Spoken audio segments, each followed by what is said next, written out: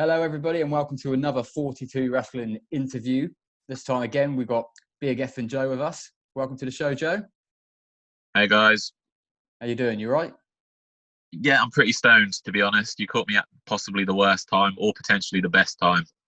It's all right, isn't it? It's a Sunday night. Why not? Exactly. What else is there to do? On a Sunday. Right. I mean, there's a pandemic. The world could end tomorrow, so why not? Exactly, mate. You're going to die at one point, aren't you? So why not? Why not enjoy it while you can? But anyway, I'm just going to get straight into it because you're a deathmatch wrestler. Okay. So what makes you want to go into a deathmatch? Why do you want to go into that sort of environment? I mean, I just always thought it was cool, like back in the day when you'd read Power Slam or Pro Wrestling Illustrated or whatever. The coolest pictures were always the ones of the guys covered in blood, or you'd see like FMW with Onita and Mr. Pogo and the Fire, and that was always something that I was drawn to. And obviously, once you get into wrestling and you pay your dues and you can start choosing to do what you want to do, that was something I jumped at the chance to do. Yeah, I'm just scrolling. I was scrolling through your Instagram before we started here. Some of the weapons you've used on people and now people used on you, just seems a bit insane to me. What's the favorite weapon you've used? Do you reckon? Well, I just like light tubes because I love the fucking aesthetic of the glass breaking, and obviously they tend to draw quite a lot of blood, and you got the spooky dust in the air, and there's just so many cool things you can do with them. That's probably my favorite. Who's your favorite person to hit with one? You must have a favorite person to beat up. Leonardo Darwin, probably, because he's such a pussy. So I want to, because he classes himself as an actor, the idea of potentially scarring his face and then ruining his career is pretty appealing to me. Gives you a bit of a rush, does it? Yeah, exactly. He's a prick anyway, so. Who would you most like to go into a fight with that you haven't fought with so far? Because, you've got the likes of, like, would you ever go into the ring with, say, New Jack, for example? Or is he a little bit too much? I mean, I did a show with New Jack back in the day when I was a trainee. Yeah. And it was so surreal because he genuinely came in. He had the knife in his boot, like you hear that urban legend. Yeah. And then he's in the locker room asking everyone, who's going to have his back. He's obviously dropping the N-word quite a lot. And he's like, are you going to have my back?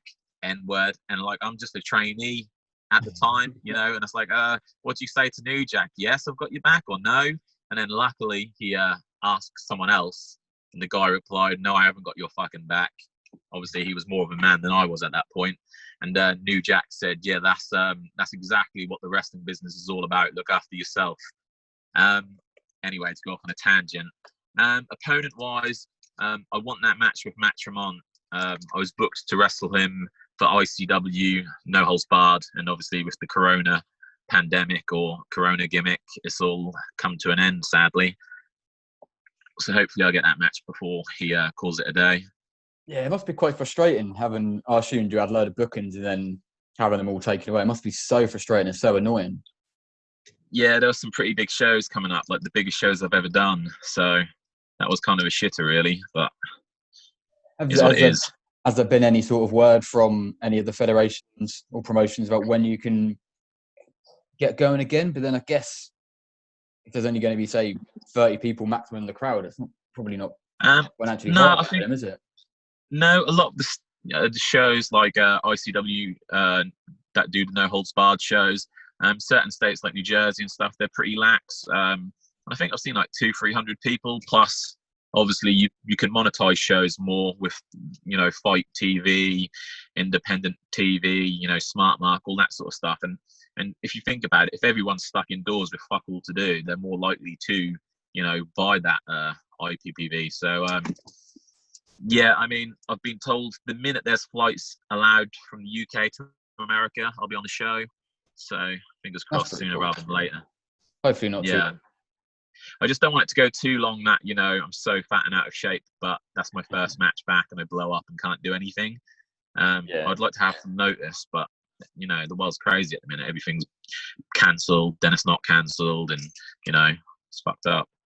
Yeah, you never know what's going to be around the corner, do you? There'll be another lockdown again soon, probably. Well, especially in America. Yeah, and with winter season, obviously it's like slips and falls season, and everyone gets cold, and all the old people go to hospital in the winter. So I'd imagine it would probably, have a second wave. So, given your deathmatch background, I'm pretty sure you're probably a fan of CCW. Yes, very much so. Did a bit of research, so I managed to dig out the best of John Moxley in CCW. I was wondering if you've seen any of these matches. We've got or if you've ever been in the ring of any of these guys. We've got Nick Gage. Yeah, obviously a fucking legend. That's a match I need. He just fucked his ankle up recently, but that's definitely something I need on the resume. Big F and Joe versus Nick Gage. I need it. I want him to come to England, but he obviously got caught robbing a bank, so he'll never be allowed. Yeah, he'll never be allowed into the country. So sadly, because that'd be fucking sick. Who else we got? Thumbtack Jack. He sounds like a nice fella. Yeah, he's retired. I called him out. He was ahead of his time. It was like pretty much Thumbtack Jack and the Iceman as far as deathmatch wrestling in Europe. They were the godfathers. Who would you say is the best deathmatch wrestler of all time then? Subjectively, you have to kind of really go with probably Foley because he made the most money. If you class him as a deathmatch wrestler, because he's done a lot, obviously won King of the Death Matches and done a lot of crazy stuff. So I guess subjectively you'd say him because he's made the most money, but personally at the minute it's got to be Nick Gage or Matt Tremont. Yeah. Either or, I couldn't pick one. I mean, they've both been in the game for so long, so. Do you think it will ever sort of get to like the levels that ECW was at the time? Do you think it will ever get back to those levels, or do you think the world's just too PG these days? No, I definitely think, because what you see on Facebook, say, or social media with the PC culture is not necessarily what's reflected in the real world. I think you get into that echo chamber of what you see is what you think reality is.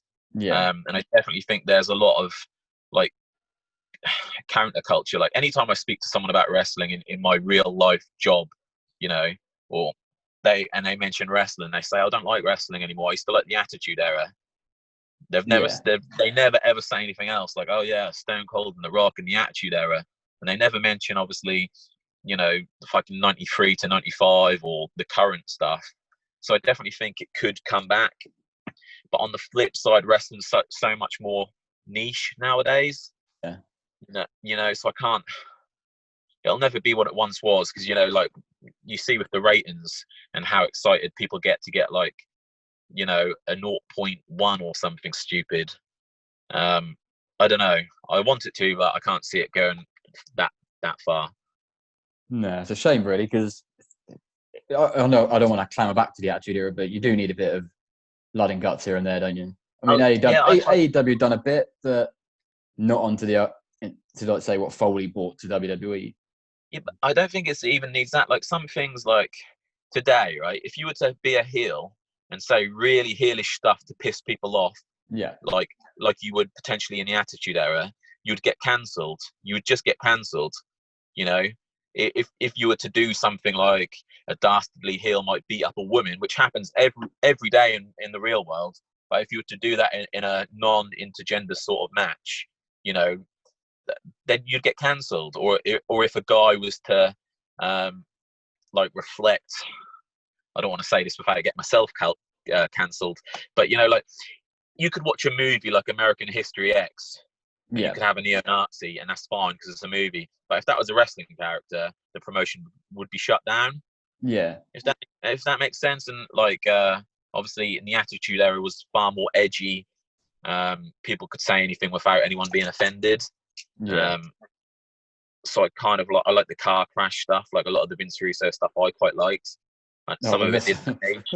Some of it didn't age. A lot of it's it just didn't bad, age. though, isn't it? Some of it's just so bad. Some of it was shocking. run. Oh yeah, but then I kind of like that. Kind of like that era with the cruiserweight tag team division, and Tank Abbott and Free Count was kind of cool. Count. I mean, it's no worse than say the recent Talking Shopper Mania. You watch The Good Brothers? I've heard about the show and I've been seeing a little bits and bobs on Twitter. It looks nuts. Like what is it? Exactly. I don't quite understand what it is. Exactly, and that's what like 2000 WCW was, just fucking nuts. You had to be on an LSD trip to to quite enjoy it. That was Fully awesome. appreciate it. Yeah, exactly. So going back to you, was going through some of your Instagram and Facebook posts, and I saw some of your matches. I've seen you fight in the middle of it. Is it Leeds Town Centre? Yeah, I've done that a few times. In a shopping centre, in a ball Yeah, pit, yeah, and we there was got one. kicked out of the and shopping centre. there was one in a service station. Yeah, they didn't do anything because we were too quick. I've done one in McDonald's. They called the police, but we got away. The one in the shopping mall in the ball pit, like really weird coincidence. When we got out, there was a woman. She must have been about 50, and she said, "Well, what are you guys doing?" And we said, "Oh, we're just doing like a pro wrestling thing." And she was like, "Oh, pro wrestling. My daughter works for a wrestling company in America." And that turned out her daughter apparently worked for WWE in the office in Connecticut. Oh, really? She said all this. She said all this crazy stuff, like an old lady shouldn't know. Like, oh, she just works in the office. She's like a receptionist. And we're like, really? Where was it? And she was like, in Connecticut. Like, what a fucking crazy coincidence. We're just getting kicked out of a shopping center for doing a wrestling video, and then there's this old woman. Yeah, that was a good one. We did one in Greg's. I think the more absurd, the better. Yeah. What's next? What sort of plans do you have next? Where else could you go? I've got some, but I don't want to give them away because I know, like, you're damned if you do, you're damned if you don't. If you say like an idea, someone might beat you to it. I want to do one at Stonehenge. That's an idea I've wanted to do for ages. Have like a 30-man rumble with steel chairs at Stonehenge. But it's just organising enough people to go down there and do it. I'm not sure how close you could get to their stones, though. If there's a fucking will, there's a way. So I don't know. Someone whips you into the stones, and the stones come down. They've been there for millions of years, but Big F and Joe is the reason they've fallen down. Yeah, the alien gods will show their face. But I've definitely found never ask for permission. Just do it. Just turn up and record and get the fuck out. Like, there was once we did a video for Rise, and we got stuck in the Google headquarters in the turnstile door. But it's just that's like the risk you take, And what's the worst that's going to happen if you just? They'll tell you off. They'll tell you off and ask you to delete the footage. Then you don't delete the footage and you just run off. As long as you don't actually break anything, you're not breaking, any laws. It's not against the law to play fight, is it? So. I'm just enthralled by the Stonehenge idea now. We need to get promotion and hire a ring in the middle of the stones. No. I want like 15 people on each side. They're all with steel chairs and hopefully get a drone, all fight in front of Stonehenge. It's such an iconic. Like a ring of death.